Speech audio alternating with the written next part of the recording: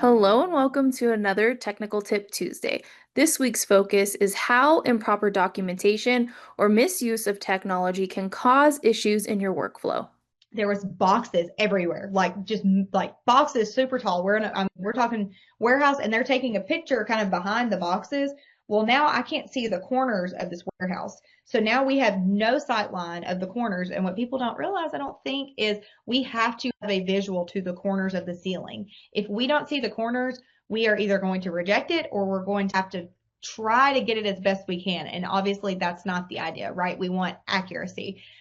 So this specific customer came back to us very upset because they said, well, this is it's an inaccurate sketch.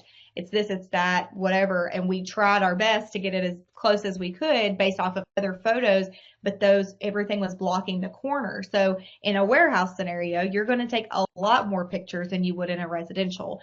And it's hard to say like how many pictures because for me, it's based off of how many, I say for me, but for DocuSketch, it's based off of how many items are in that warehouse and what we can see and what we can't see. Because if you just stand in the center of the warehouse and there's racks the whole way back, then all you're going to see is the racks and we're not getting any corner shots. We have the two corners maybe behind you, but like, again, so maybe you're taking a picture per row of those racks. Like maybe that's kind of the general idea. Great thing is though, we have commercial loss training, but like general rule of thumb, you probably need to do every single row and then all the way, I would say on a warehouse, four corners, each row, like you're not going to overdo it, right? And some people are like, well, we need to get in and get out.